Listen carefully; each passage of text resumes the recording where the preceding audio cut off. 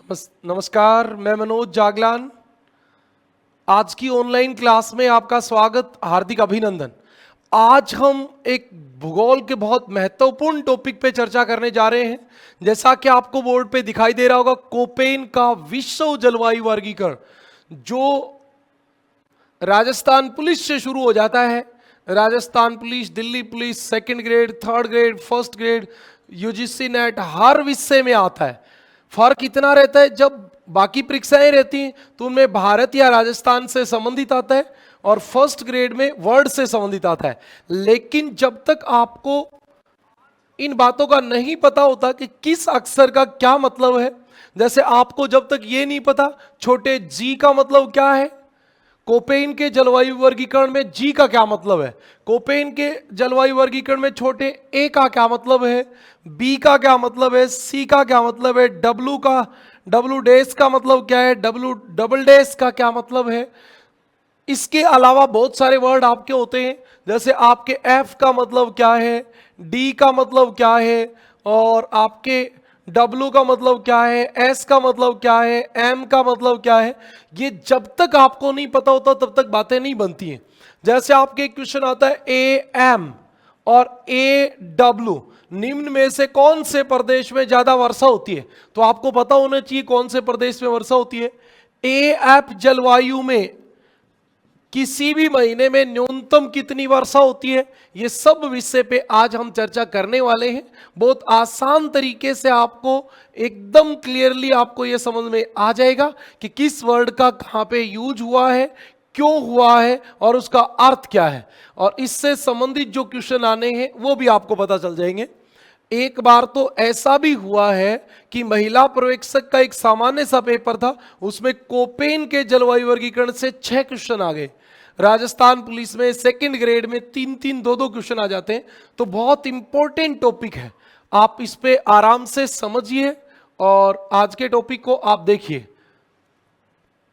हम बहुत स्टार्टिंग से शुरू करेंगे, बेसिक नॉलेज के साथ शुरू करेंगे। सबसे पहली बात, कोपेन था कौन, तो आपको पता होना चाहिए व्लादिमीर कोपेन। व्लादिमीर कोपेन रूसी मूल का जर्मन जलवायुवेता था। जलवायुवेता थे, मतलब ये कौन थे, तो आपको पता होना चाहिए कि जर्मनी के थे ये। अभी तो ये जर्मन भूगोलवेता में काउंट होते हैं, लेकिन थे कहां, रूस के, मूल रूप से रूस के थे।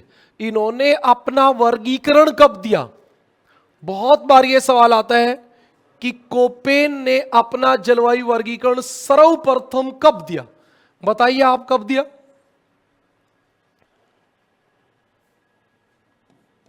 इन्होंने अपना विश्व जलवायु वर्गीकरण, अपना विश्व जलवायु वर्गीकरण सर्वप्रथम सन 1900 में दिया। सन 1900 में दिया, जिसका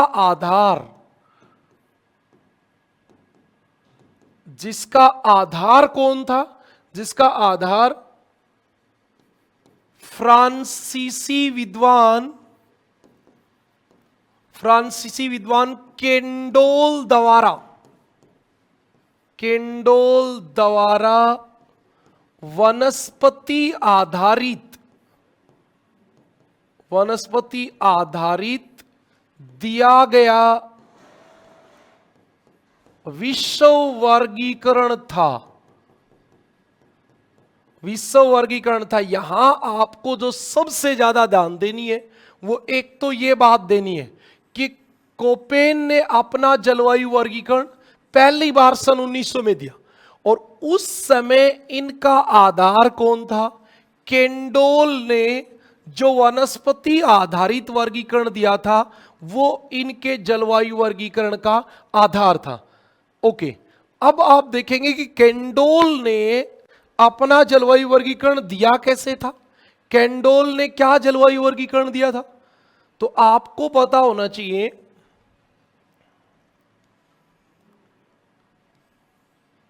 केंडोल ने 1874 में अपना वर्गीकरण दिया।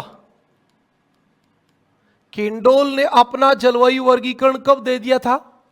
1874 में। इनका आधार क्या था? इनका आधार वनस्पति था। बहुत सारे बच्चे परंपरागत बातों को लिए घूमते रहते हैं जो आजकल पूर्णतः गलत हो जाती है।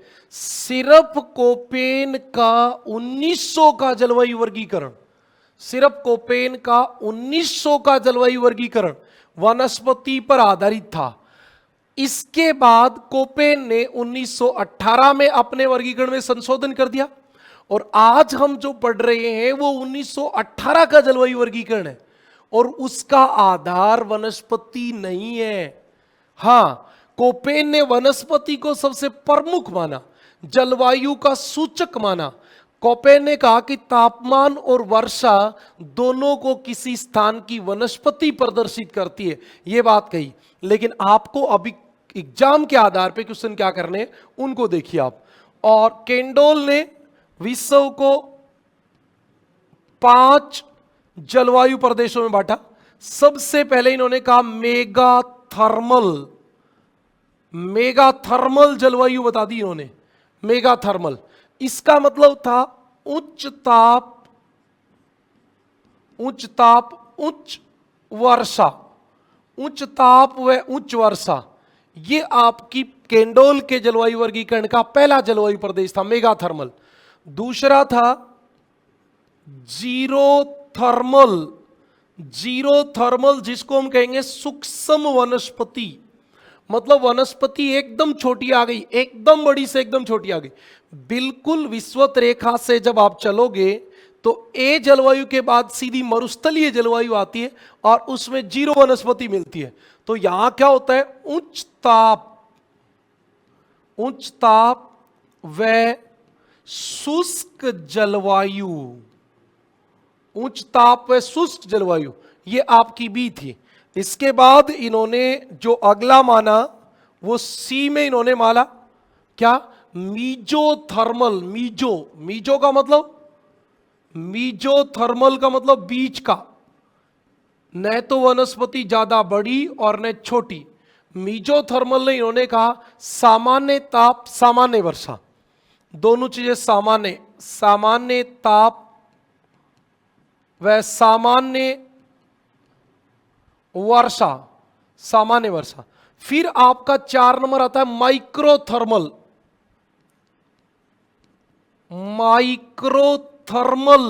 बेटा माइक्रो मतलब छोटी वनस्पति, थर्मल वनस्पति, माइक्रोथर्मल। इसमें क्या होती है? शीत ऋतु प्रभावी होती है। शीत ऋतु प्रभावी का मतलब आप समझ गए। जब आपके 9 महीने सर्दी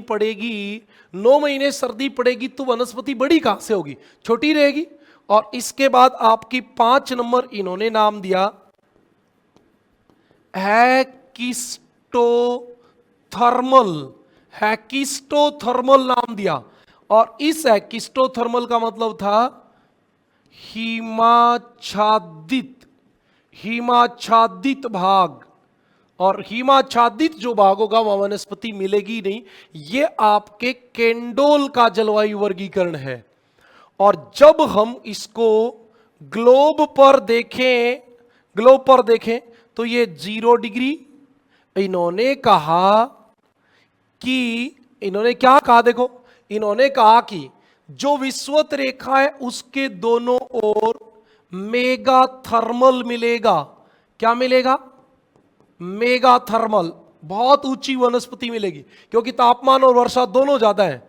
फिर इन्होंने कहा दोनों ओर आपको जीरो थर्मल मिलेगा क्योंकि मरुस्थल हो गए, यहां मरुस्थल, जीरो थर्मल। फिर इन्होंने नाम दिया उसके बाद मीजोथर्मल,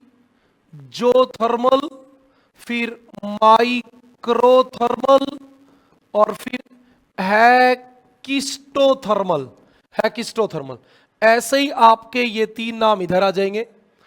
तो अब आपको एक बात का पता होना चाहिए, इन्हीं नामों को क्या हुआ, कोपेन ने इस वाले को नाम दिया ए, इस वाले को नाम दिया बी, इसको नाम दिया सी, और इसको नाम दिया डी, और इसको नाम दिया ई। ये कोपेन का सन 1900 का जलवायु वर्गीकरण था, जिसमें कोपेन महोदय ने केंडोल के जलवायु वर्गीकरण को आधार मानकर अपना वर्गीकरण दिया था।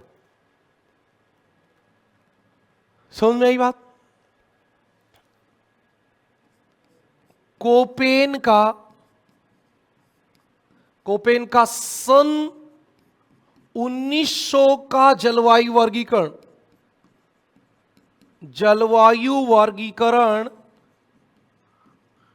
पूर्णतया वनस्पति आधारित था। ठीक है जी। अभी तक जो मैंने बात बताई है वो केवल सन 1900 के वर्गीकरण की बताई है, और 1900 के वर्गीकरण का आधार ये था, ये तो आपका केंडोल्स का है और ये आपका कोपेन का है। ये आपका कोपेन का वर्गीकरण हो गया 7 साल। ऐसे 5 जलवायु प्रदेशों में कोपेन ने बांटा। यहां तक की बात आपको समझ में आ गई?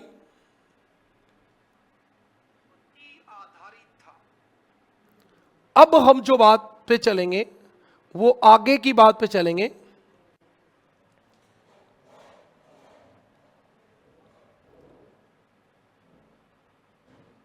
हाँ, हम बात करें सन 1918 की, तो ध्यान से सुने। सन 1918 में कोपेन ने अपने जलवायु वर्गीकरण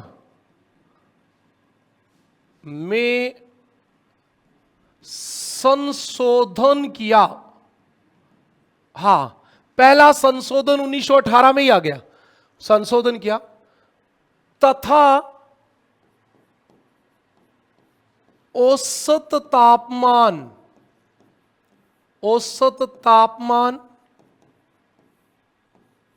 ध्यान से सुनते चले जाना इधर से, फर्स्ट ग्रेड के लिए बड़ी काम की बात है। औसत तापमान, औसत वार्षिक वर्षा,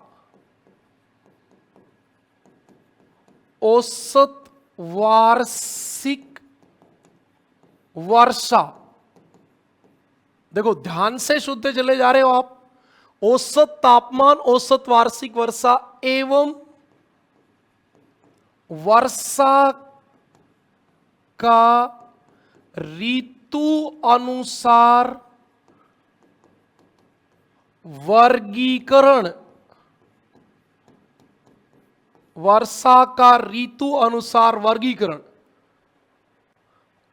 को आधार मानकर अपना जलवायु वर्गीकरण दिया।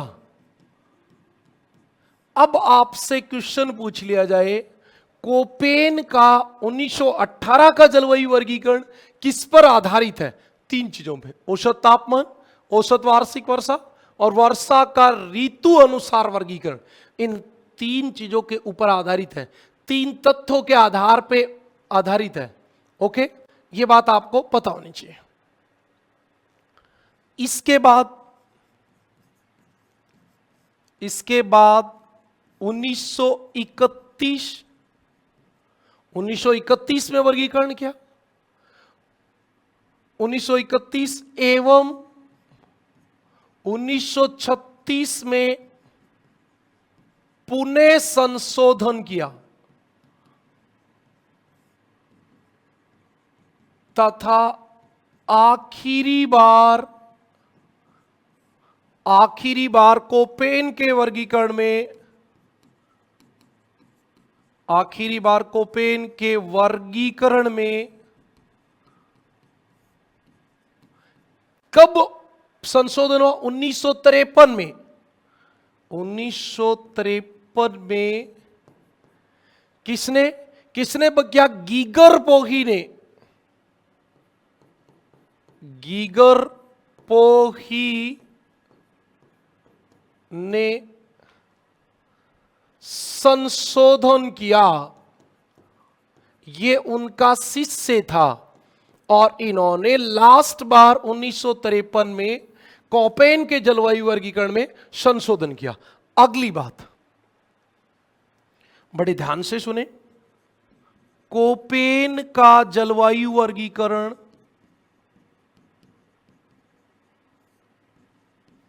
कोपेन का जलवायु वर्गीकरण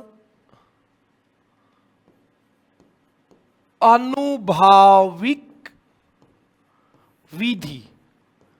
आनुभाविक विधि, यह आनुभाविक विधि क्या होता है? इंपीरियल क्लासिफिकेशन होता है। क्या होता है? Empirical classification. इंपीरिकल का मतलब क्या होता है?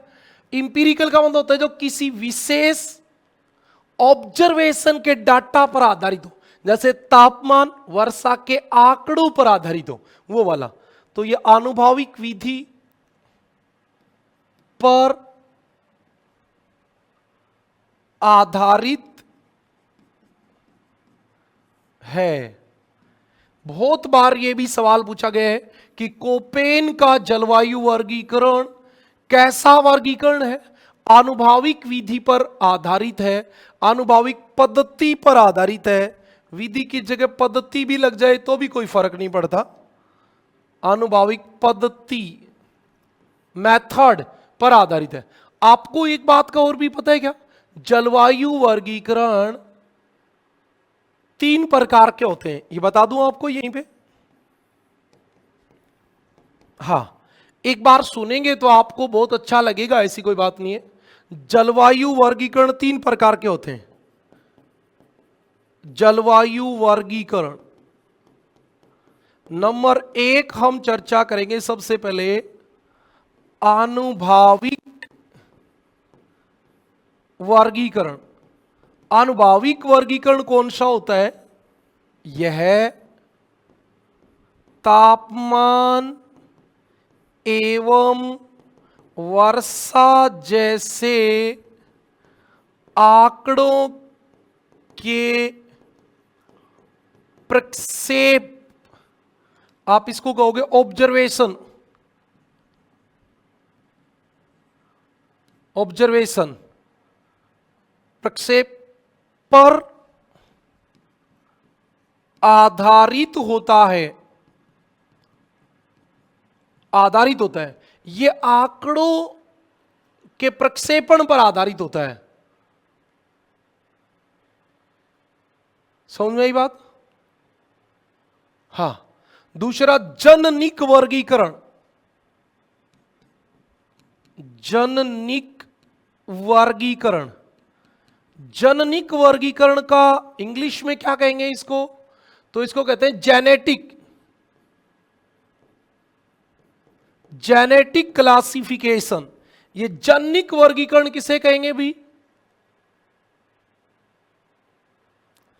यह जलवायु को अनेक कारणों के आधार पर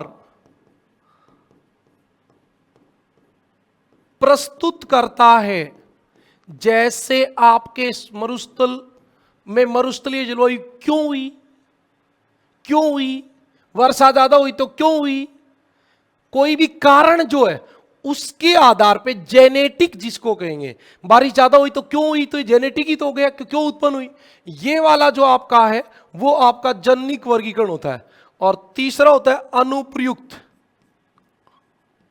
अनुप्रयुक्त वर्गीकरण। अब आपको जब ऑप्शन में मिलेंगे ये सब तो आपको पता चल जाएगा।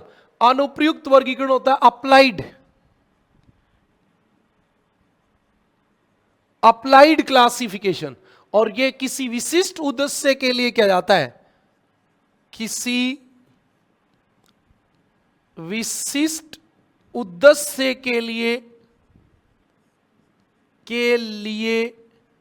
किया गया वर्गीकरण। मैं आपको सब्जेक्ट में कोपेन का जलवायु वर्गीकरण पढ़ा रहा हूं, न कि जीके में। यह बात ध्यान रखें। तो मेरी जो बात है वो एक एक बात तथ्य के साथ आपके सामने मैं रखूंगा, और इसका उद्देश्य यही है कि आपको बहुत डीपली नॉलेज हो। केवल थोड़ी सी बातों से काम चलने वाला है नहीं हमारे सब्जेक्ट में। तो मैंने कहा कि भाई ये आनुभाविक वर्गीकरण है, तो आपको पता होना चाहिए कि आनुभाविक के मतलब क्या है। जैसे तापमान और वर्षा के डाटों को ऑब्जर्व करके जो वर्गीकरण दिया गया वो आनुभाविक है।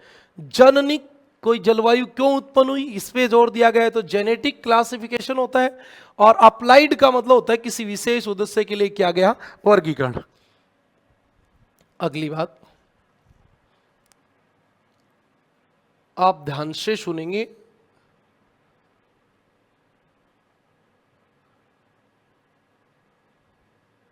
हाँ, अब हम चलेंगे अगली बात पे। तो आपको पता चलेगा कि कोपेन ने क्या बताया था। हाँ, कोपेन ने वनस्पति एवं जलवायु के बीच घनिष्ठ संबंध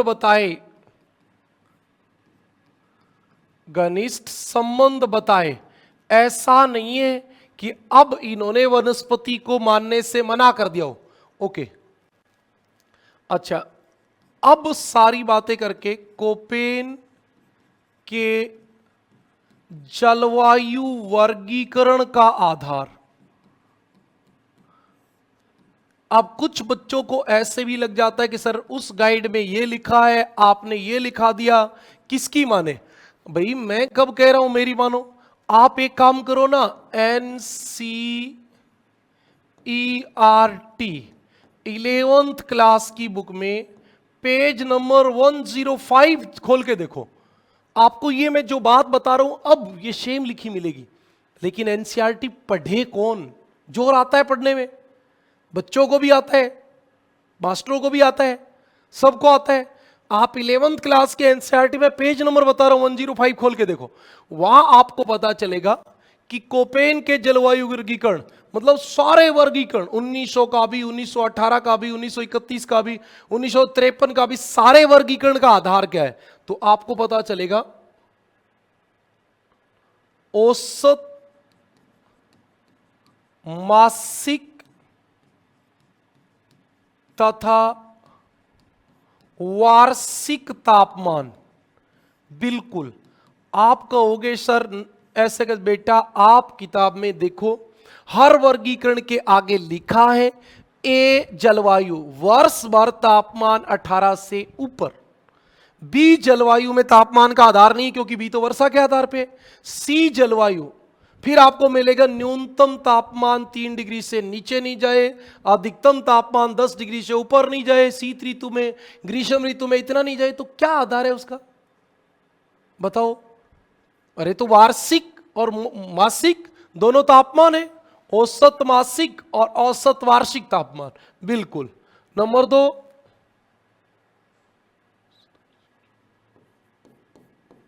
औसत मासिक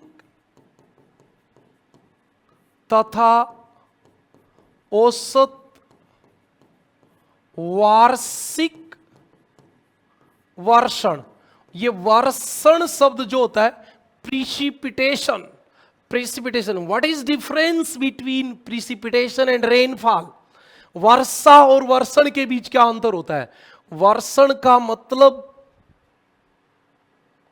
किसी भी रूप में पानी आए, चाहे जलवृष्टि हो यानी कि वर्षा जलवृष्टि वर्षा होती है, चाहे हिमवृष्टि हो, चाहे हिमपात हो यानी स्नोफॉल हो, चाहे ओलावृष्टि हो, इसमें चारों आ जाएंगे।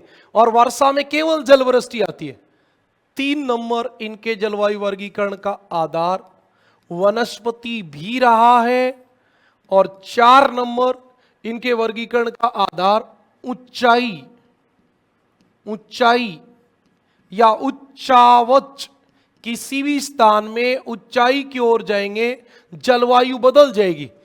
ये आपके 1936 के संशोधन में शामिल किया। आपको पता है 1900 का वर्गीकरण इसके ऊपर आधारित था और 1918 का जलवायु वर्गीकरण इसके ऊपर आधारित था। औसत वार्षिक वर्षण और औसत मासिक वर्षण, तो वर्षा ऋतु का ऋतुओं के अनुसार वर्गीकरण इसमें शामिल हो गया। इतनी बातें आपको समझ में आ गई हो तो एक बार कमेंट करो।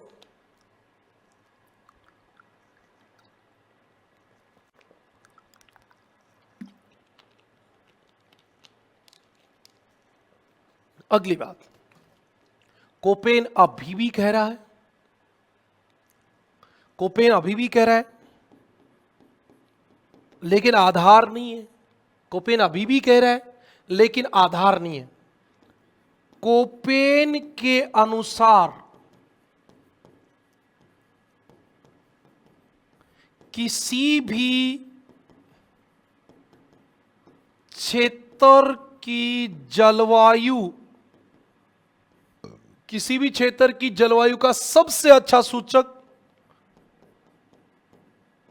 सबसे अच्छा सूचक, सूचक यानी इंडेक्स जो आपको बताएगा सूचक, वहां की वनस्पति है। सबसे अच्छा सूचक वहां की वनस्पति है। ओके जी, अब देखिए कोपेन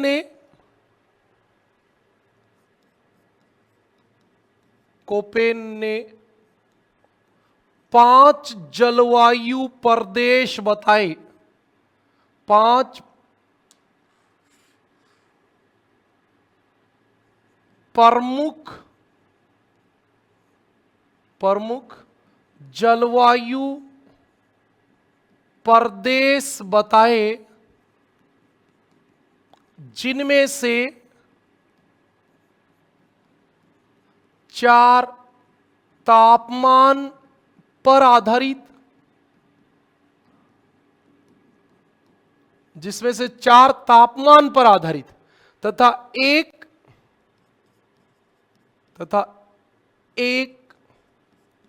वर्षा पर आधारित था। ध्यान रखना, यहां पे भी एक बात का आपकी बताऊंगा। अगली बात,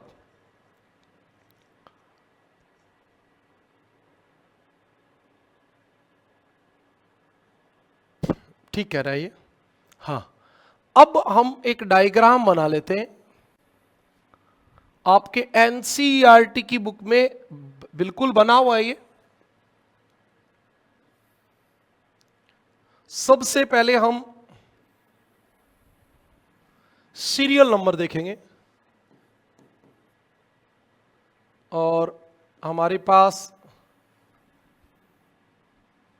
1 नंबर पे कौन सा जलवायु प्रदेश रहेगा देखते हैं। फिर हम संकेत व समूह,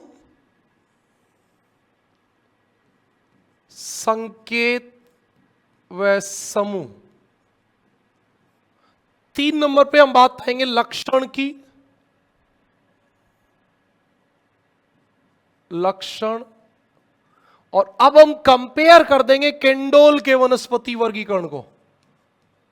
केंडोल का वनस्पति वर्गीकरण, कहने का मतलब यह है कि जो कोपेन ने 5 बड़े जलवायु प्रदेश बताए वो तो टोटली केंडोल के ऊपर आधारित है। और केंडोल का वर्गीकरण किस पे आधारित है? वनस्पति पे। इसका मतलब कोपेन का जलवायु वर्गीकरण किस पे आधारित हो गया? वनस्पति पे। बिल्कुल यही बात मैं आपको बताना चाह रहा हूं। देखिए पहला देखिए ए जलवायु, ए, इसको आप क्या कहोगे? उष्णकटिबंधीय जलवायु कहोगे आप। इसका लक्षण क्या है? सभी महीनों में तापमान 18 डिग्री सेल्सियस से ऊपर। वैसे तो ये तापमान के आधार पे, ये नाम तो बाद में दिया है 1918 के वर्गीकरण में। पहले तो उन्होंने केंडोल वाले मेगा थर्मल को सीधा नाम दे दिया था ए। देखो ये तो आपका बाद में आया है, इन्होंने पहले सीधा मेगा थर्मल को क्या नाम दे दिया, ए सीधा दिया। 2 नंबर बी, 2 नंबर आपका बी। बी का मतलब क्या होता है, शुष्क जलवायु। ये एकमात्र कोपेन की जलवायु प्रदेशों में, 5 बड़े प्रदेशों में वर्षा के आधार पे है, और इसका मतलब है वर्षा से ज्यादा वाष्पीकरण। और वनस्पति कौन सी होगी, जीरो थर्मल।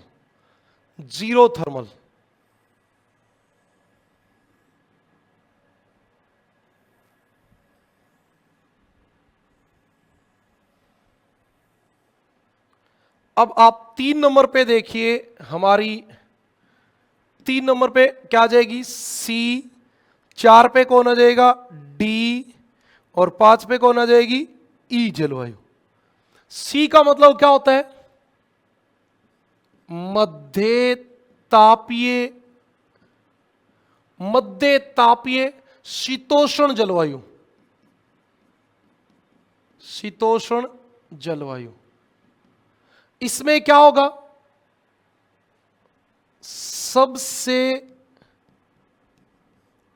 ठंडे महीने का तापमान,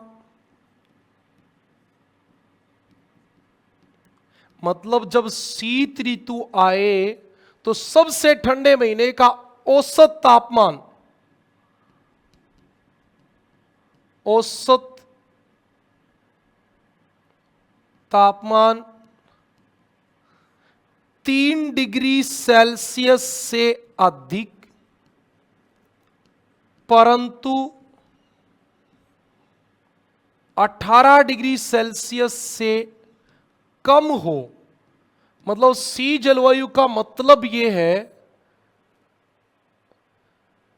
कि सबसे सर्दी वाला महीना, उसमें तापमान 3 से तो नीचे नहीं जाए, और सबसे ठंडे महीने का तापमान ही 18 से ऊपर चला गया तो यही हो जाएगा। तो 18 से तो नीचे रहे और 3 से ऊपर रहे, तब आपका ये रहेगा।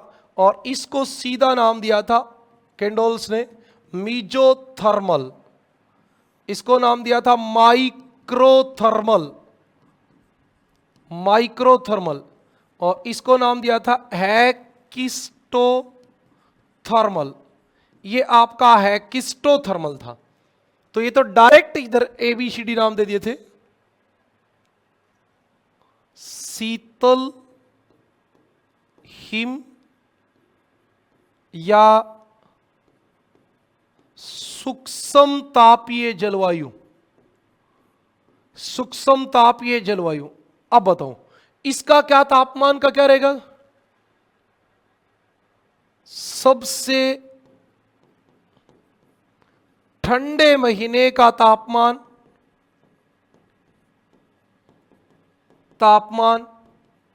0°, मतलब तापमान 0 डिग्री पे आ जाएगा, मतलब -3 से नीचे आ जाएगा, सीधी सी बात है। और एक आपके पास आ गई ई का मतलब ध्रुवीय जलवायु। अब ये सारी बात बताने के बाद आपको एक सीधा तरीका बताऊंगा, वो और अच्छा रहेगा। ध्रुवीय जलवायु सभी महीनों का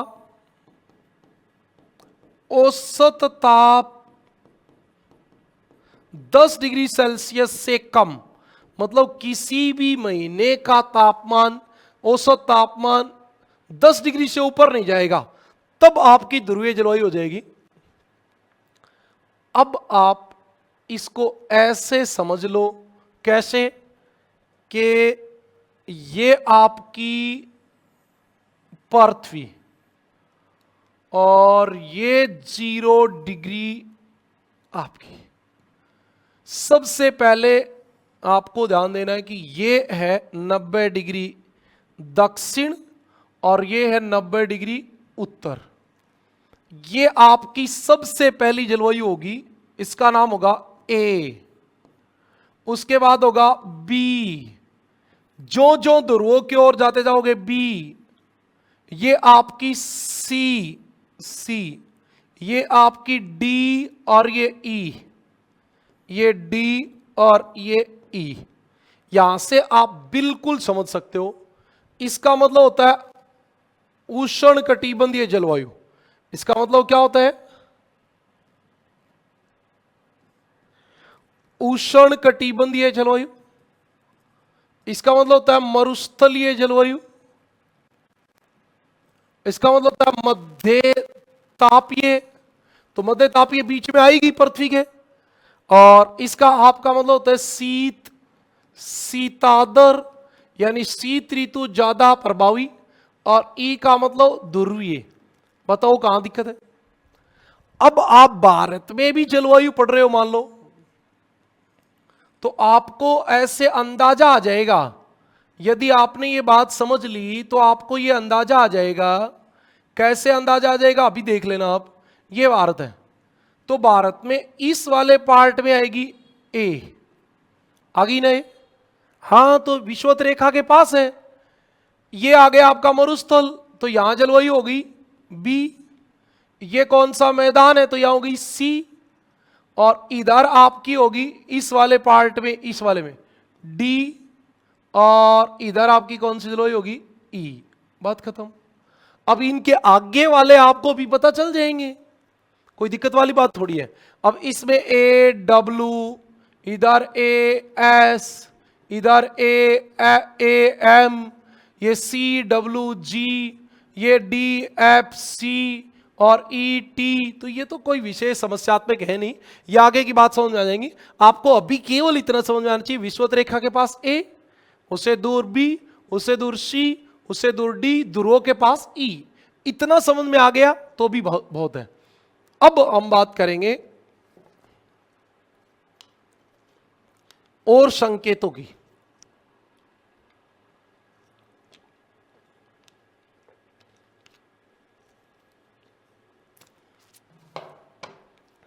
हां, हम बात करें संकेतों की।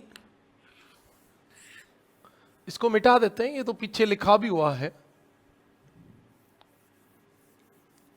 पहले एक बार आपको सब संकेत बता देता हूं जितने प्रकार के इन्होंने उपयोग किए।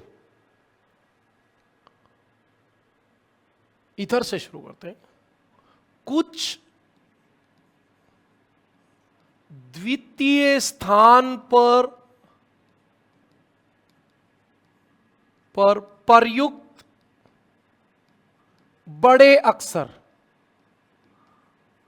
बड़े अक्षर आपको पता होना चाहिए कि 5 बड़े अक्षर तो ए बी सी डी, ये तो आपका आ ही गया। अब इन्होंने बी जलवायु के लिए, बी जलवायु के लिए 2 वर्ड यूज करेगा। ये एक तो आपका करेगा डब्लू, डब्लू, और एक एस, बड़े हैं दोनों। अब इस डब्लू का मतलब क्या है? डब्लू का मतलब डेजर्ट, शुष्क मरुस्थल। और शुष्क मरुस्थल का मतलब वर्षा 25 सेंटीमीटर से कम। जहां पे भी मरुस्थल में वर्षा 25 सेंटीमीटर से कम होगी, वहां मरुस्थल के आगे भी डब्लू लगा देना आप। तो एस, स्टेपी, स्टेपी इसको कहते हैं अर्ध शुष्क मरुस्थल। और अर्ध शुष्क मरुस्थल वो होता है जहां वर्षा 25 से 50 सेंटीमीटर होती है। 2 बात समझ में आ गई। फिर ई जलवायु के लिए, ई जलवायु के लिए भी इन्होंने दो बड़े वर्ड उपयोग किए, ई टी और ई एफ। ई टी और ई एफ। टी का मतलब होता है, टी मतलब टुंड्रा, टुंड्रा, टुंड्रा। टुंड्रा का मतलब छोटी वनस्पति वाला प्रदेश, छोटी शैवाल, काई, लाइकेन वनस्पति वाला प्रदेश। और एफ का मतलब हिमाच्छादित। हिमाच्छादित का मतलब होता है covered by ice, covered by ice, पूरे साल बर्फ से ढका रहे। कवर्ड बाई आइस जो होता है वो आपका होता है। एक इन्होंने शब्द उपयोग किया एच, बड़े शब्दों में एच शब्द उपयोग किया, और एच जो था उसका मतलब था पर्वतीय जलवायु, पर्वतीय जलवायु। लेकिन ये पर्वतीय जलवायु तभी होगी highland with snow cover, snow cover वाली ही एच होगी, नहीं तो नहीं होगी। Highland with snow cover. English में क्या होता है, इंग्लिश वाली बुक में इसके लिए सीधा सीधा जो इन्होंने वर्ड यूज किए वही होते हैं, तो इसलिए मैं आपको बता रहा हूं एच का मतलब हाईलैंड विद स्नो कवर। अच्छा जी, बात समझ में आ गई। इसके बाद इन्होंने वर्षा के मौसमी वितरण के लिए, वर्षा के मौसमी वितरण के लिए इन्होंने कुछ शब्द उपयोग किए, छोटे। ये सब छोटे हैं, ये सब क्या थे, बड़े थे। ये सब बड़े अक्षर थे, अब की बार छोटे हैं। इसमें एक नंबर पे इन्होंने एफ, वर्ष भर वर्षा। इसका मतलब है वर्ष भर वर्षा, और वर्ष भर का मतलब पूरी साल तो लगातार होनी नहीं है। प्रत्येक माह में न्यूनतम, कोई भी महीना हो उसमें न्यूनतम 6 सेंटीमीटर वर्षा जरूरी। पूरी साल में 12 के 12 महीने 6 सेंटीमीटर से ज्यादा वर्षा होगी, तब आपकी जलवायु का नाम होगा एफ। छोटा एफ लगेगा, नहीं तो नहीं लगेगा एफ। एम का मतलब छोटा एम, मॉनसूनी। ये एक प्रकार की पवन होती है, 6 महीने जल से स्थल की ओर और 6 महीने स्थल की ओर, स्थल से जल की ओर। यहां वर्षा मानसून पवनों से होगी। हाँ, इसका मतलब होता है विंटर ड्राई, शीतकाल शुष्क, शीतकाल शुष्क। एस छोटा एस, ग्रीष्म काल शुष्क। ये आपके नाम थे 4 मौसमी वर्षा के आधार पर। अब आपको पता होना चाहिए बी जलवायु को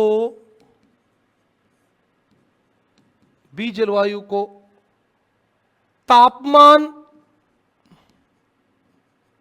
बी तो वर्षा के आधार पे, बी जलवायु को तापमान के आधार पर 2 वर्गों में बांटा, वर्गों में बांटा, और उसके नाम थे एक तो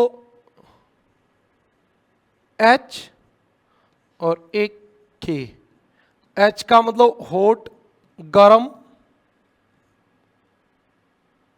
टेम्परेचर 18 डिग्री सेल्सियस से ऊपर।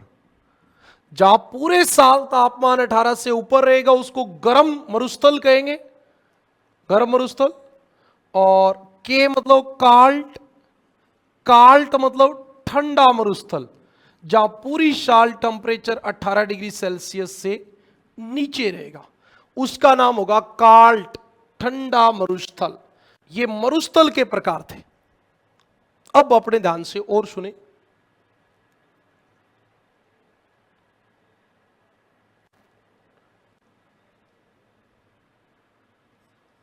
ये जलवायु के अन्य वर्ण, ए जलवायु के लिए कुछ शब्द दिए, उसमें एक शब्द दिया जी, छोटा जी। बहुत सारे लोग जितने मैंने सुना है CWG, भारत में एक जलवायु होती है CWG, उसको बताते हैं जी का मतलब गंगा का मैदान। ना ना ना ना ना, कोपेन भारत में आया ही नहीं, भारत का जलवायु वर्गीकरण कोपेन ने दिया ही नहीं। गंगा का मैदान क्यों कहेगा, मतलब ही नहीं है। जी का मतलब है वर्षा से पहले वाले माह में सर्वाधिक ताप। जैसे आपके जून में बारिश हुई तो मई में सबसे गर्म महीना रहेगा। आप इसको यह भी कह सकते हो वर्षा से पहले गर्म जलवायु, मतलब भयंकर गर्मी पड़े फिर बारिश हो जाए तो उसके लिए हम लगाएंगे जी। एक ये छोटा डब्लू ऊपर एक डैश, छोटा डब्लू ऊपर एक डैश, इसका मतलब होता है पतझड़ में अधिकतम वर्षा, पतझड़ में अधिकतम वर्षा। एक और आपको पता होना चाहिए, छोटा डब्लू दो डैश, इसका क्या मतलब होता है,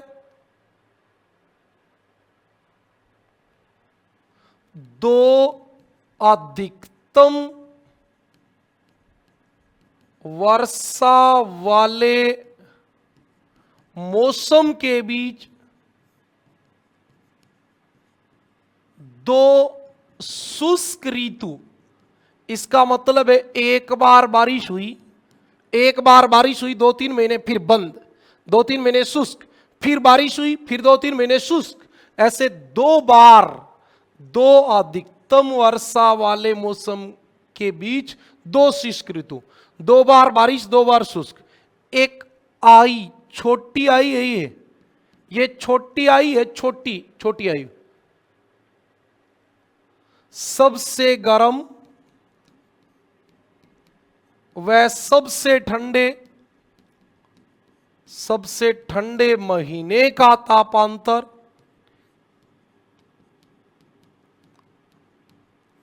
5 डिग्री सेल्सियस से कम। कितना, 5 डिग्री सेल्सियस से कम। ये आई का मतलब है।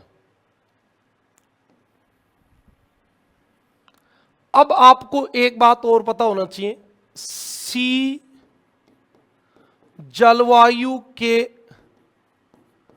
अन्य वर्ण, ये भी सब छोटे होंगे, ये भी छोटे होंगे, ये भी सब छोटे हैं, याद रखना छोटे हैं। ए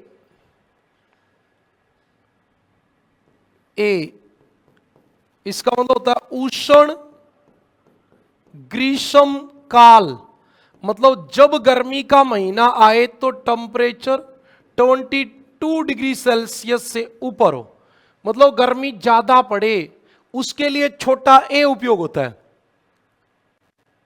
बी कम गर्म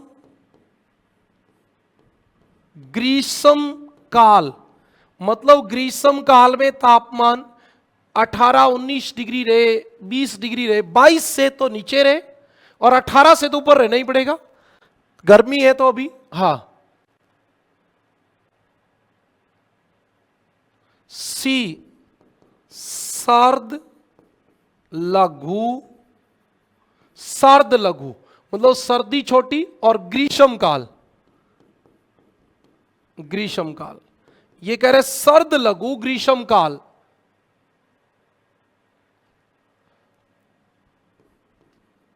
चार महीने से कम टेम्परेचर 10 डिग्री सेल्सियस से ऊपर। बेटा अभी आप कोई विचार अपने दिमाग में मत सेट करो।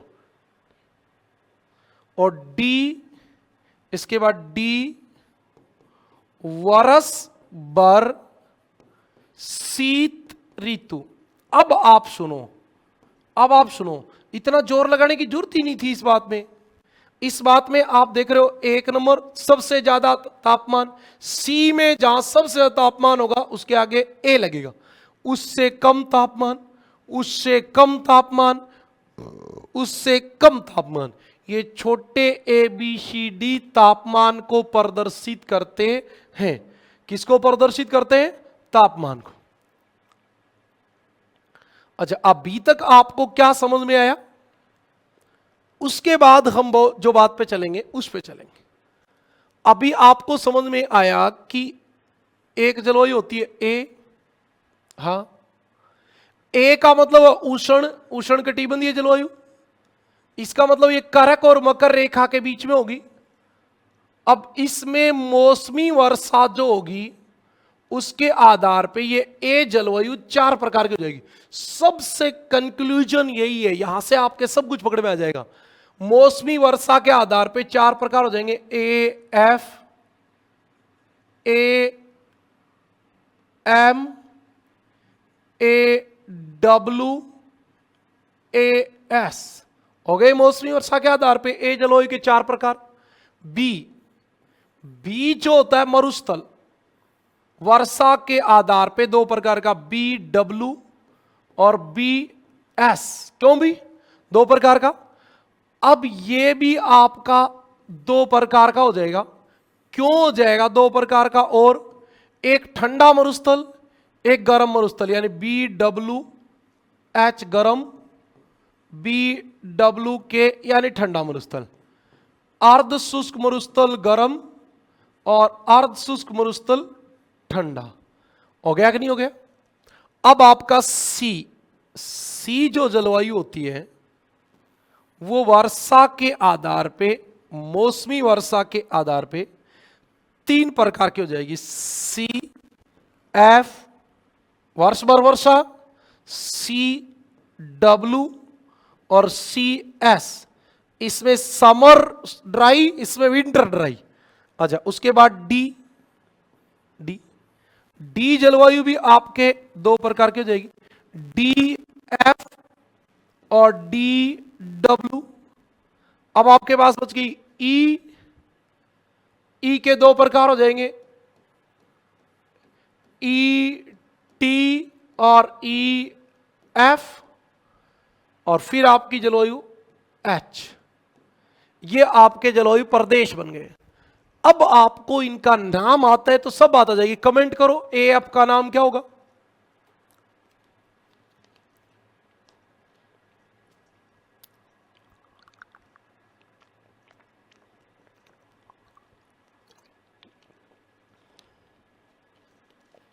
बताओ भाई, क्या नाम होगा? देखो, इस ए आपका मतलब नाम होगा उष्ण कटिबंधीय, कारक और मकर रेखा के बीच वाला भाग। एफ का मतलब वर्ष भर वर्षा वाली तर जलवायु। तर क्यों? क्यों पूरी साल बारिश होगी तो तर तर हो जाएगी। बिल्कुल सही बात है, तर जलवायु। थोड़ा सा एकदम टच करके लिख दिया। आपको दिख रहा है कि नहीं दिख रहा है? मेरे को नहीं लग रहा। हाँ, दिख जाएगा। ए एम, इसका नाम होता है मॉनसूनी जलवायु। मॉनसूनी जलवायु 8 से 28 डिग्री अक्षांशों के बीच पाई जाती है। ए एम, वैसे इसका नाम होता है सवाना तुल्य जलवायु। आप इसको कह सकते हो उष्ण कटिबंधीय शीतकाल, शीतकाल शुष्क वाली जलवायु। और ए एस का मतलब हो जाएगा उष्ण कटिबंधीय ग्रीष्मकाल शुष्क वाली जलवायु। क्यों? ग्रीष्मकाल शुष्क वाली जलवायु हो जाएगा। अब आप आ जाओ BWH, H का मतलब गर्म, शुष्क, मरुस्थलीय जलवायु। अब जिस बच्चे को इस नाम का पता है, और यदि वो फर्स्ट ग्रेड की बात करें तो उसको पता ही है, सहारा मरुस्थल, थार मरुस्थल, आटाकामा मरुस्थल, कालाहारी मरुस्थल, ग्रेट सैंडी डेजर्ट, सब में जैसे ये कोई डेजर्ट है, उस डेजर्ट में जहां पे भी वर्षा 25 सेंटीमीटर से कम होती है तो वहां आपकी जलवायु हो जाएगी BWH, और बाहर वाले भाग में हो जाएगी BSH। पता ही है, पढ़ाने की जरूरत ही नहीं है, क्या बात करते हो। हाँ, इसका मतलब क्या हो जाएगा? ठंडी, शुष्क, मरुस्थलीय जलवायु। ओके जी। BSH गर्म, अर्ध शुष्क, मरुस्थलीय जलवायु, ठंडी। ये फिर H आ गया था, ठंडी आ गई, ठंडी, अर्ध शुष्क, मरुस्थलीय जलवायु। इसका मतलब होता है मध्य तापीय वर्ष भर वर्षा वाली जलवायु। इसका नाम क्या होगा? मध्य अक्षांशीय वर्ष भर वर्षा वाली जलवायु। ऐसी जलवायु आपको पश्चिमी यूरोप में मिलती है मुख्य रूप से, इसलिए इसका नाम होता है पश्चिमी यूरोप तुल्य जलवायु। हाँ, W का मतलब विंटर, विंटर का मतलब शीतकाल शुष्क, शीतकाल शुष्क, गर्मी में बारिश। मध्य अक्षांशीय शीतकाल शुष्क वाली जलवायु, ये आपकी पूर्वी चीन तुल्य जलवायु होती है। ऐसी जलवायु चीन के पूर्वी भाग में पाई जाती है। क्यों पाई जाती है वो कल बात करेंगे, एक बार सी तक आज हम नहीं पहुंच पाएंगे। इसका मतलब हो जाएगा मध्य अक्षांशीय ग्रीष्म काल शुष्क, गर्मी वाली ऋतु शुष्क हो जाए तो ऐसा कहां होता है? भूमध्य सागर के तट पे। तो इसका नाम होता है भूमध्य सागरीय जलवायु। ये भूमध्य सागरीय जलवायु होती है। DF आप इसको सीधा ही लिख दो, सेंट लॉरेंस तुल्य जलवायु। सेंट लॉरेंस तुल्य जलवायु ये यूएसए के उत्तरी पूर्वी भाग, सॉरी भाई, कनाडा और यूएसए की मिलन बिंदु पे उत्तरी पूर्वी भाग में मिलती है। और DW इसका नाम होता है टैगा तुल्य, टैगा तुल्य। और इस वाली का नाम होता है टुंड्रा जलवायु, और ये हिमाच्छादित, और ये पर्वतीय हिमाच्छादित, पर्वतों पे बर्फ से ढकी हुई। ये आपकी टोटल जलवायु होगी। जिस बच्चे को नाम का पता है वो अगली बातें सीख लेगा। देखो कितनी हो गई, 1 2 3 4 5 6 7 8 9 10 11 12 13, और इधर आपकी 14 और 15 और 16वीं H जलवायु। इसके अलावा भी और जलवायु प्रदेश हो जाते हैं, ऐसी कोई बात है नहीं। हाँ भी नीरू बता, एक बार समझ में आई या नहीं आई यहां तक की बात, फिर आगे की बात पे चलते हैं।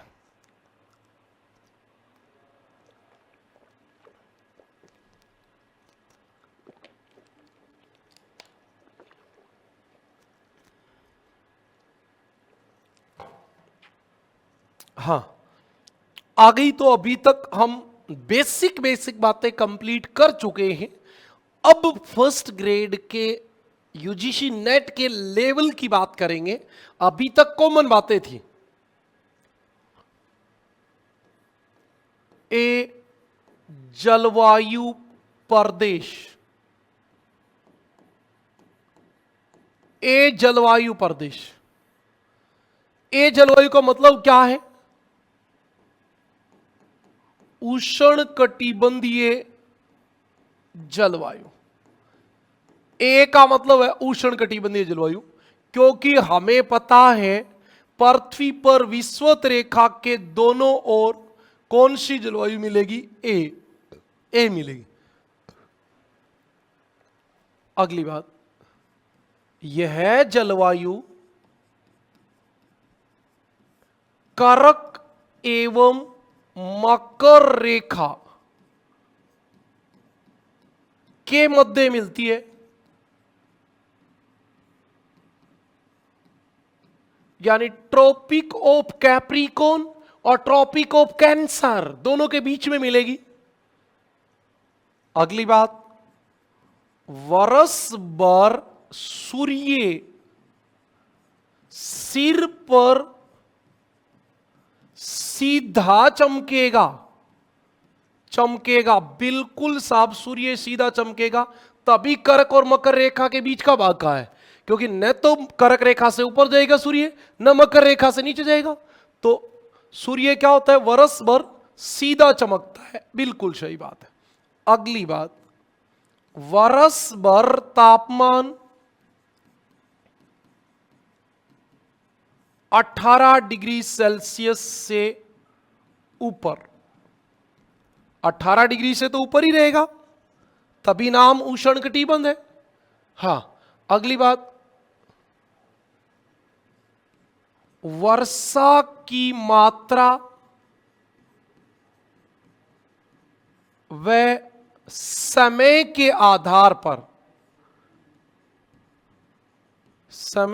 आधार पर ए जलवायु को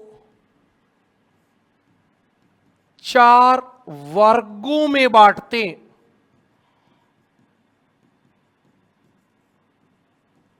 ए जलवायु को 4 वर्गों में बांटते हैं।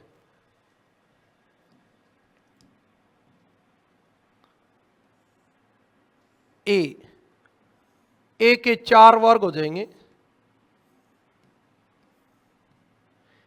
ए F, A M, A W, A S. ये मैंने अपने आप वर्षा की मात्रा के आधार पे लिख दिए। इसका नाम क्या हो जाएगा? भूमध्य रेखीय तर जलवायु। तर का मतलब पूरी साल वर्षा वाली जलवायु। इसका नाम हो जाएगा मॉनसूनी जलवायु। मॉनसूनी जलवायु। इसका नाम हो जाएगा ए डब्ल्यू का उष्ण कटिबंधीय शीतकाल शुष्क वाली जलवायु। और इसका मतलब हो जाएगा उष्ण कटिबंधीय ग्रीष्म काल शुष्क वाली जलवायु। इसका नाम ये हो जाएगा। ये आपकी एक एक जलवायु को अब हम पढ़ेंगे। एक नंबर जलवायु को अब पढ़ना शुरू करेंगे। ए एफ जलवायु। ए बड़ा, एफ छोटा। याद रखना, एफ छोटा है, ए बड़ा है। हां, अब ए एफ की बात बतानी शुरू करो आप।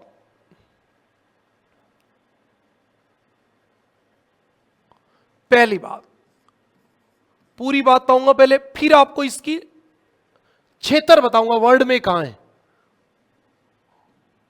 उष्ण कटिबंधीय वर्ष भर वर्षा वाली जलवायु।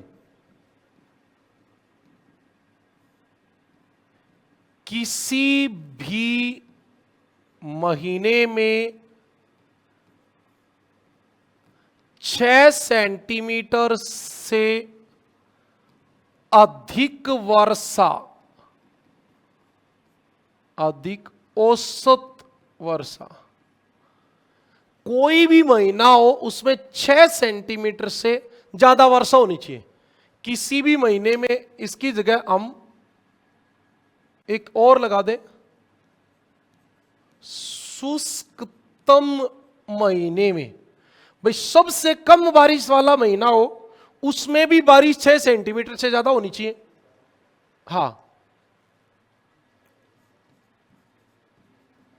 उच्च तापमान यानी वर्ष भर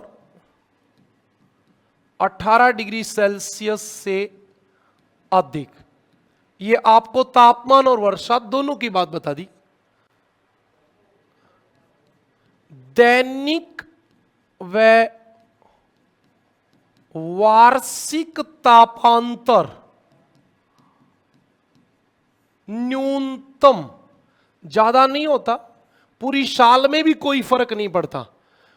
पूरी साल में भी बहुत ज्यादा फर्क इसलिए नहीं पड़ता कि लगभग सूर्य सीधा चमकना ही है, सारा काम वही होने। यहां लिख देता हूं, तापमान 30 डिग्री सेल्सियस से कम व 20 डिग्री सेल्सियस से ज्यादा। 30 से तो कभी ज्यादा नहीं होता और 20 से कभी कम नहीं होता। प्रतिदिन 2 PM बाद वर्षा, वर्षा रोज होगी तो ऋतु परिवर्तन नहीं होता है। कोई ऋतु परिवर्तन नहीं होता इस क्षेत्र में, कोई ऋतु परिवर्तन नहीं होता। अब बताओ ये मिलेगी कहां? विस्तार 5 डिग्री उत्तर से 5 डिग्री दक्षिण के बीच। अब जिस भी बच्चे को केवल इतना पता है कि पृथ्वी पर 5 डिग्री उत्तर से 5 डिग्री दक्षिण के बीच विषुवतरेखीय निम्न वायदा पेटी होती है और इस लो प्रेशर बेल्ट में हर रोज पवन ऊपर उठती है, हर रोज दोपहर 2 बजे बाद वर्षा होती है और यहां कोई ऋतु परिवर्तन नहीं होता, तो फिर वहां रोज बारिश होगी तो वर्ष भर वर्षा वाली जलवायु होगी। अब आप क्षेत्र और देख लो,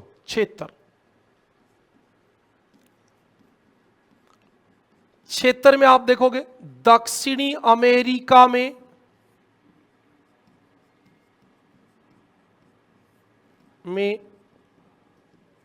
अमेजन बेसिन, दक्षिण अमेरिका में तो अमेजन बेसिन, अमेजन नदी विषुवत रेखा पे बहती है। पश्चिमी विषुवत रेखीय अफ्रीका, इसको आप कांगो बेसिन भी कह सकते हो, कांगो बेसिन। अभी आपको चित्र सहित बताऊंगा। और एक आपका दक्षिणी पूर्वी Asia,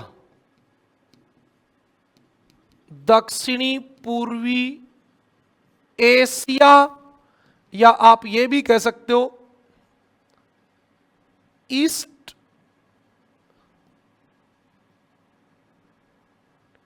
Indies, east Indies. Okay, और यहां वनस्पति कैसी मिलेगी? वनस्पति सघन सदाबहार वन एवं जैव विविधता की संपन्नता। ये प्रदेश आपको जैव विविधता की दृष्टि से संपन्न मिलेगा। याद रखना। अब दो तरीके हैं आपके पास। एक तरीका हम यहां चलते हैं। अब आप देखो इस पे, ये 0 डिग्री है, ये 0 डिग्री है। अब आपको मैंने बताया 5 डिग्री ऊपर से लेके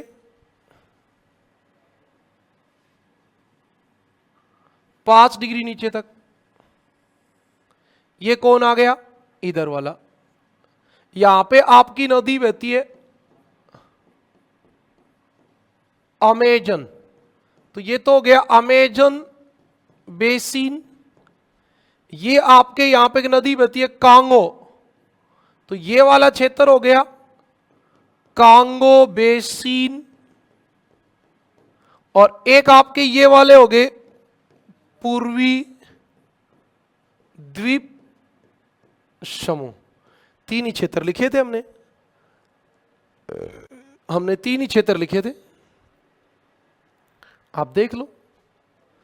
मैं तो इसके कोई बने बनाए मैप में कम ही विश्वास करता हूं, क्योंकि जो बात हमें हमारे दिमाग में सेट होगी वो दो ही तरीके से होगी, या तो आपके पास एटलस उसमें देखने से, या आपने जो मैप बनाया उसके देखने से। तो आपको पता होना चाहिए पूरी पृथ्वी पे, ये पृथ्वी है, ये 0 डिग्री है, यहां पे अफ्रीका महाद्वीप होता है,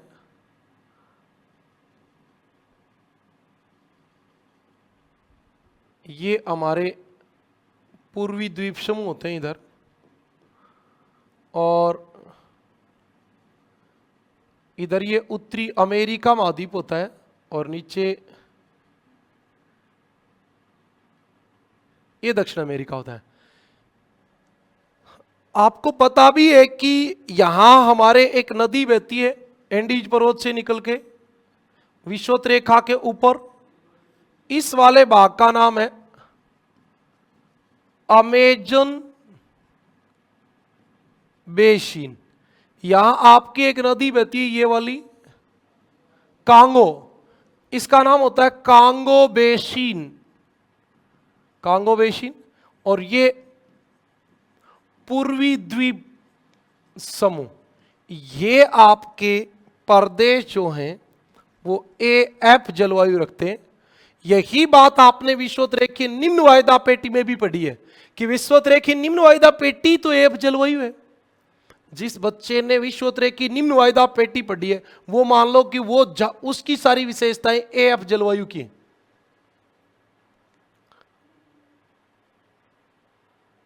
ओके, अगली जलवायु की ओर हम चलते हैं।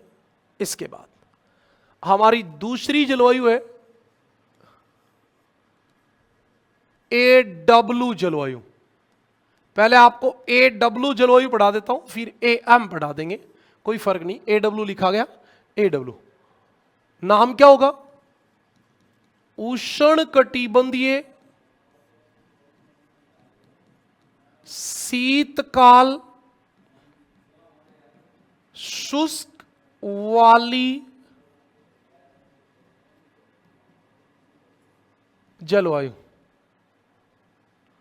उष्ण कटिबंधीय शीतकाल शुष्क वाली जलवायु। हां, तो क्या होगा?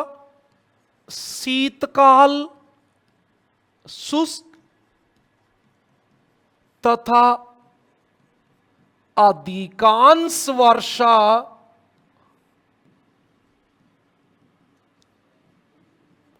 ग्रीष्म काल में होगी। अधिकांश वर्षा कब होगी? ग्रीष्म काल में। समझ में आई बात? हां, औसत वर्षा कितनी होगी?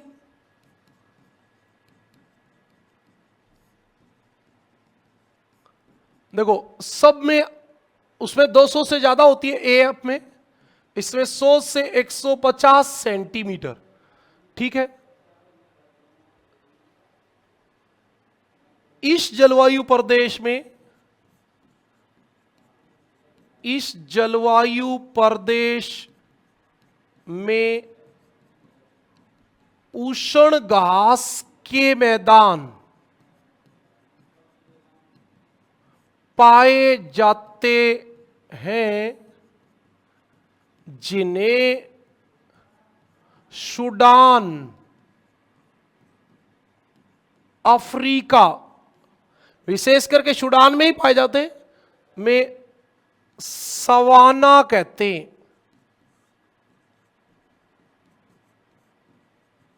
सवाना कहते हैं। अतः इस जलवायु को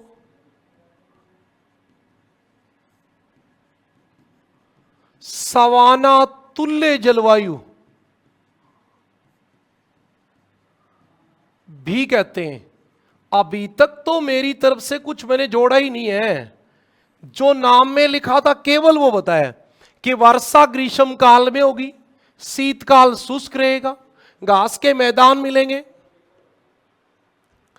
आप इसको यह भी कह सकते हो कि वनस्पति में कौन सी वनस्पति मिलेगी?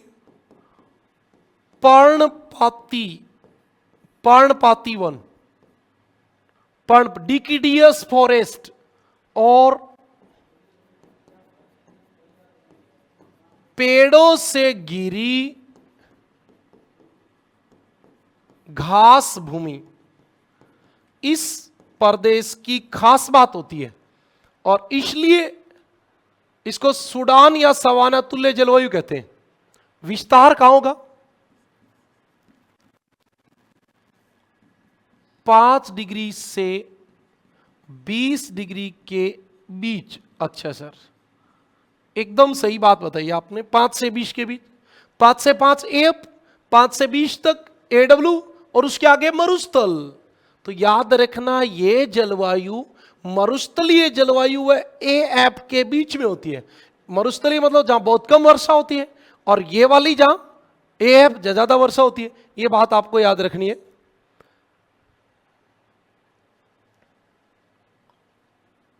वर्ष भर तापमान उच्च बना रहता है, रहेगा ही। ए जलवायु है, ए है, ए नाम होगा, ए तो उष्ण है।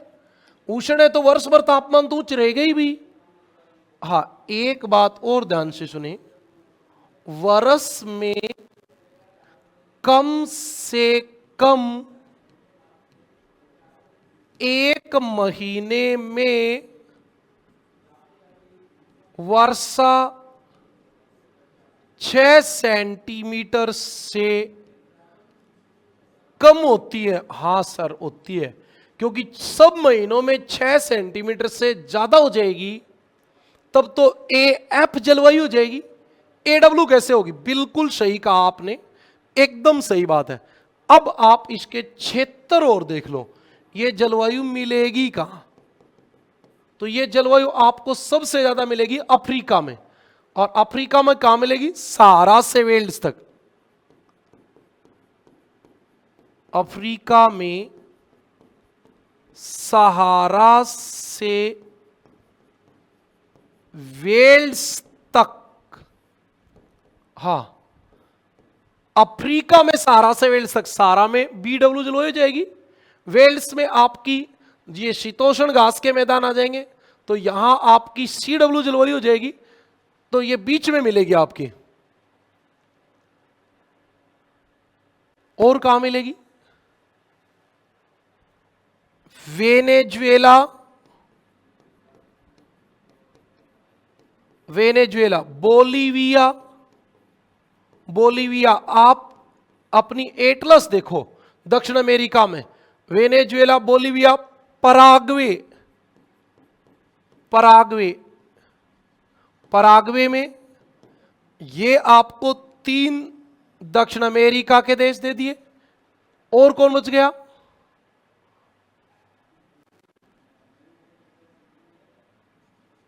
उत्तरी ऑस्ट्रेलिया में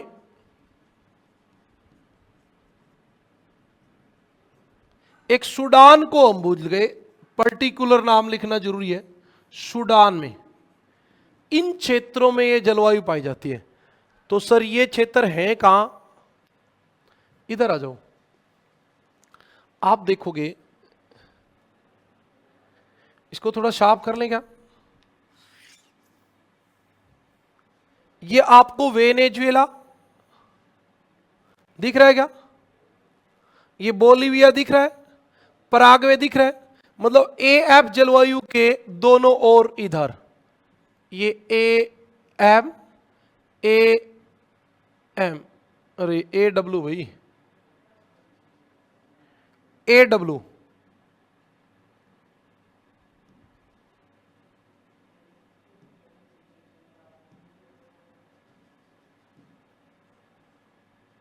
हाँ, ये ए डब्ल्यू और बीच में ए एफ, इधर भी सेम पोजीशन है, या तो ए एफ है, ये ऊपर बच जाएगा ये बी डब्ल्यू एच, तो यहां बच जाएगी आपकी ए डब्ल्यू, और एक आपको पता हो तो इससे नीचे वाली छोड़ दो, ए डब्ल्यू। यही बात लिखी आपने, सारा से वेल्स तक, सारा से वेल्स तक आ जाएगा। ये आपको मैंने वेनेजुएला, बोलीविया, पराग्वे दिखा दिया, तो ये तो इसमें आ गया। उत्तरी और सूडान, इधर आप देखोगे ये सूडान रहा, तो सूडान में ही तो लिखा है मैंने ए डब्ल्यू, जहां एकदम सूडान है वहीं पे ए डब्ल्यू लिखा है, ये भी आ गया। और ऑस्ट्रेलिया का ये वाला उत्तर वाला भाग यहां ए डब्ल्यू, ये आपके क्षेत्र है। बताओ कहां दिक्कत है? कोई दिक्कत है ही नहीं। इधर आपकी ए एफ इसके दोनों ओर। सर यहां क्यों नहीं लिखी बेटा? यहां ये वाला जो एरिया है, इधर ए एम जलवायु आ जाएगी, मानसूनी, ये इसलिए बच गया, नहीं तो ऊपर इसके भी आ जाती, दोनों तरफ आ ही रहे सब में, तो वहां पे भी आती।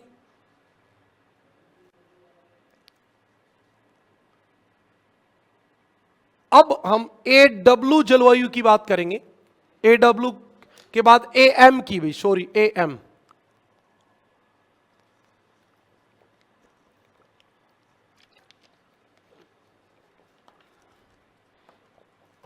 ए एम,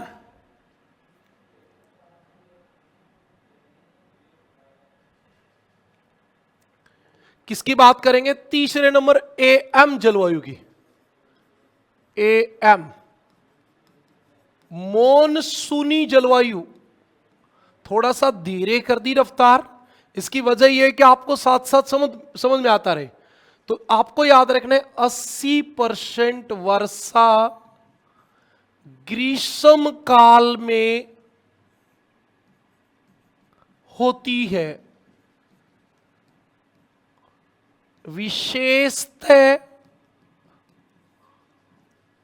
उत्तरी गोलार्ध में जून, जुलाई, अगस्त और सितंबर में होती है। ये इसका पहला नियम है। क्यों? मानसून पवन 6 महीने जल से स्थल की ओर, 6 महीने स्थल से जल की ओर, तो उसमें 4 महीने वर्षा करती है। पहले स्टार्टिंग के महीने में कम होती है, लौटने वाले महीने में कम होती है। नोट, बड़ी इंपॉर्टेंट बात है,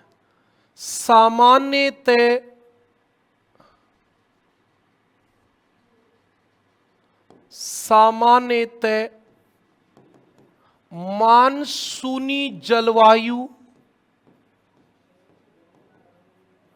8 डिग्री से 28 डिग्री के बीच महाद्वीपों के पूर्वी भाग में पाई जाती है।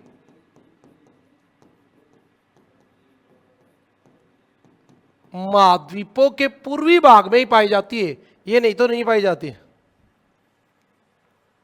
महाद्वीपों के पूर्वी भाग में पाई जाती है। अगली बात,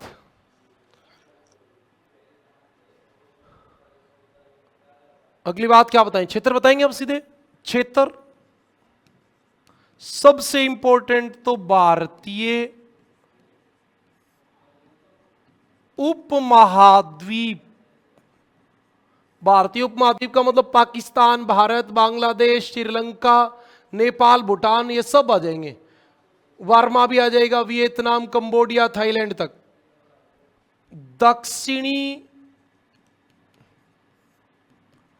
पूर्वी एशिया, दक्षिणी पूर्वी एशिया में भी मानसूनी जलवायु होती है।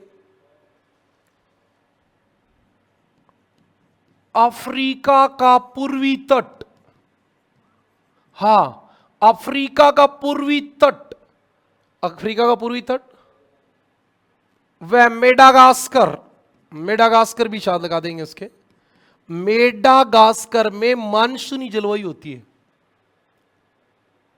आपको पता होना चाहिए। उत्तरी ऑस्ट्रेलिया, एक बात मैंने और देखी है, दक्षिणी अमेरिका के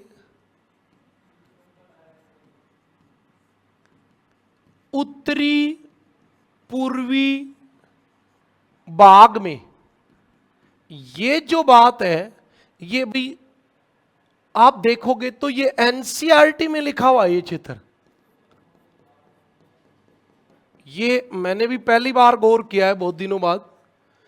दक्षिण अमेरिका के उत्तरी पूर्वी भाग में भी मानसूनी जलवायु पाई जाती है, क्योंकि बाकी किताबों में लिखा नहीं होता। नोट, ये तो मुख्य क्षेत्र है, ये तो मुख्य क्षेत्र है। इसके अलावा भी आपको पता होनी चाहिए, उष्ण कटिबंध में, उष्ण कटिबंध में अफ्रीका में गिनी तट, अफ्रीका में गिनी तट, याद रखना ये पश्चिम में है, पश्चिम में है। सारी पूर्वी भाग में पाई जाती है मानसूनी जलवायु, लेकिन ये पश्चिम में। सिएरा लियोन,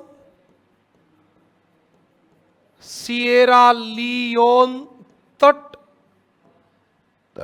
और आपका लाइबेरिया और आइवरी तट, लाइबेरिया व आइवरी तट पर,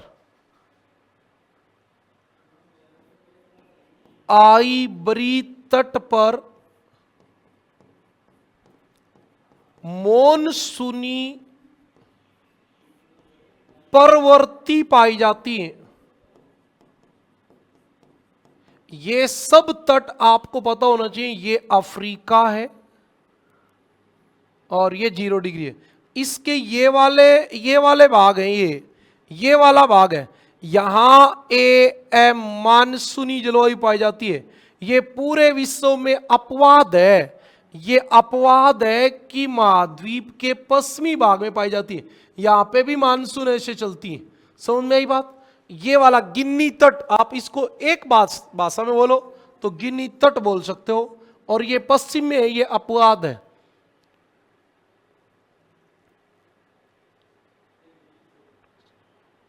नोट डाल के दूसरी बात आता, एम जलवायु,